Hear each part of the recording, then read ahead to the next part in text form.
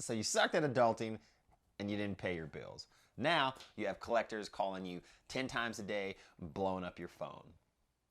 Hey, I'm Alex. And I'm Philip.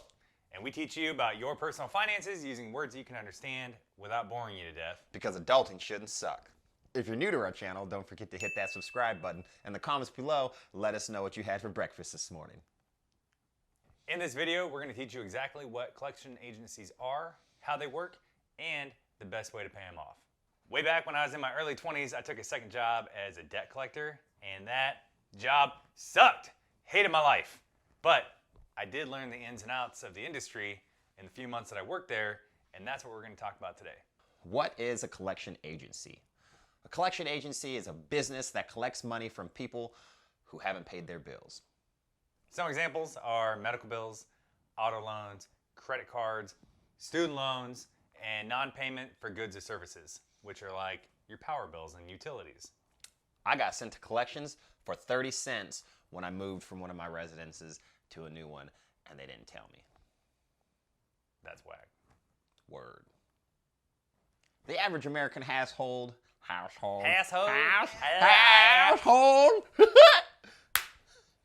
According to Value Penguin, the average American household has $5,700 in credit card debt. This is the number one reason, silly wabbit. This is the number one reason why people go to collections. The second biggest reason is unpaid medical bills. In 2018, the average student loan debt was over $33,000 plus interest. That's the part they never bring up, is it's plus interest. And then on top of that, roughly 25% of people can't even pay their student loans. By 2023, that's expected to go up to 40% of people who take out federal loans can't pay them back. A business is legally entitled to start collection activity on you for any accounts that are past due. Even if they're only 30 cents past due. And you didn't know about them. They didn't even tell me. Rude. Most companies don't have the time to call you and harass you to give them their money. So what they do, they just hire a collection agency company to call you 10 times a day and tell you to pay them their money. It's super annoying. Super, super annoying. They'll even blow up your family, your neighbors. No, that sounds bad. They're going to blow up your family. Better than blowing off. All right, ready? And go. They're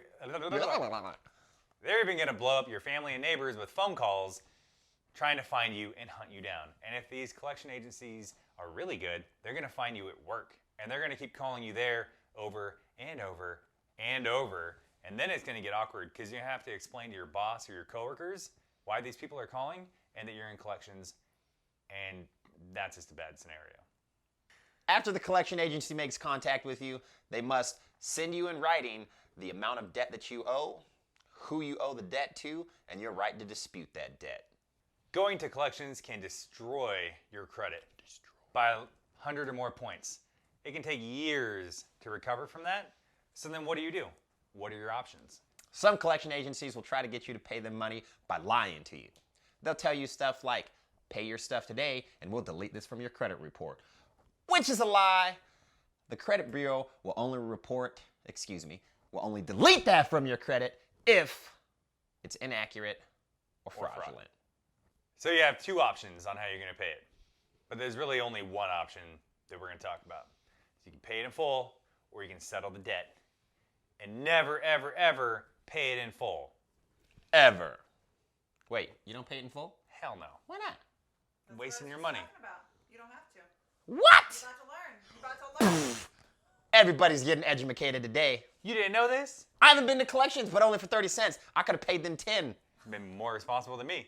I thought you were bullshitting. Okay, yeah. This might help you. Not you, but other people you know. Yeah. You always want to settle the debt. Think of it like your debt is on sale. The more you haggle with these people, the more of your own money you get to keep. So, the way this works is you start out and you lowball them. You offer them like 10% of whatever you owed, or maybe 15%, which is stupid low. They're not going to take it. But that's why you lowball them. They're going to counteroffer you with we can't do that. Maybe 80% is the best they can offer, and you tell them you can't do that. So then they're going to try and create some scenario of, oh, well, hey, we'll give you 75%, or we'll offer you 75%, and you have to go talk to your friends or family and try to borrow the money. Or they're going to try and talk you into like putting on a credit card. Don't do any of that. Just say, oh, okay, I'll see what I can do. Hang up, call them back a couple days later, tell them, hey, look, nobody can help me out. Nobody has any money. They're all strapped for cash. I don't even have a credit card to put it on. I don't care if you do have a credit card. Don't tell them. I don't even have a credit card to put it on. And then they're going to say, well, 75% was the best we could offer you. And you come back and say, well, I can't do that. I can do 20% maximum on my next paycheck. And they're going to say, no, we can't do that.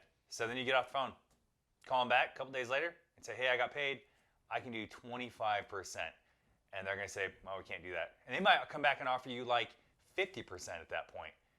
And then you say, no, I can't do that. So you have to play this game a couple times. But it's worth, I mean, if you owe a bunch of money in collections, it's going to save you a ton of money. It might take it, a couple days or a week or whatever, however long you want to play it out.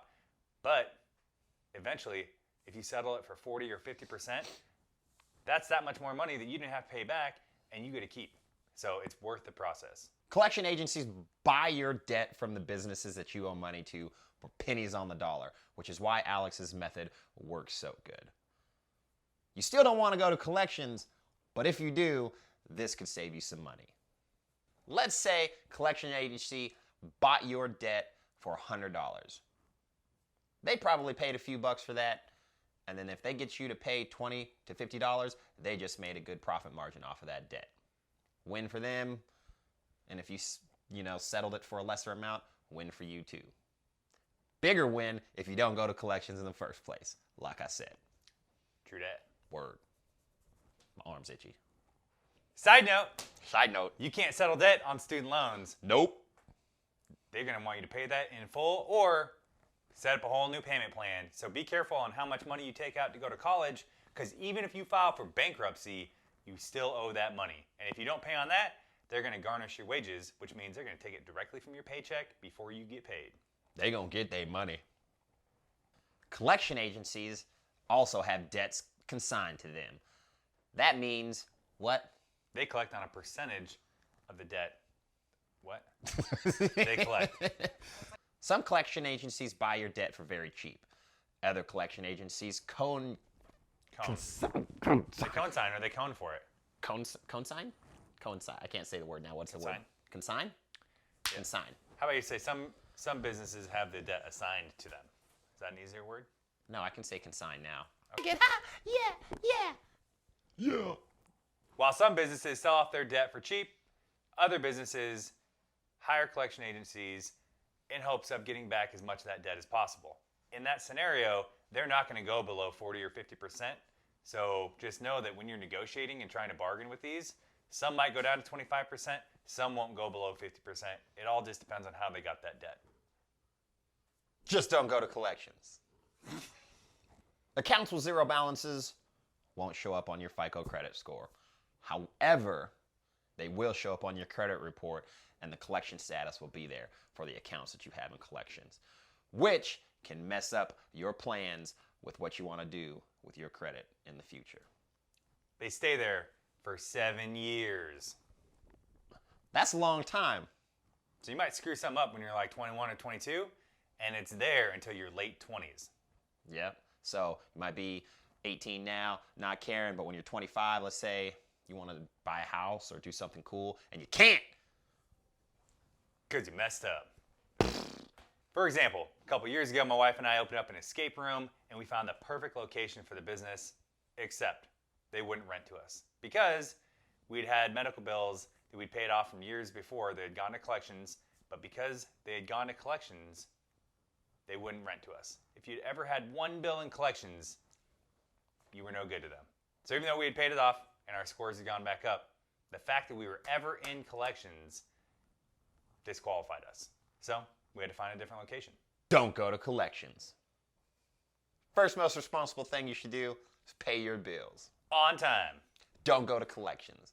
But if you do, pay the amount that you owe, because that's the right thing to do.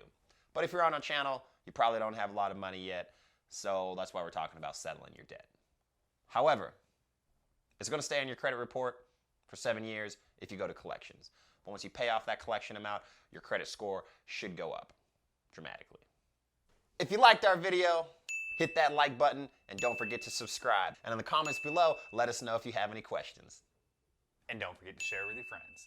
Boom.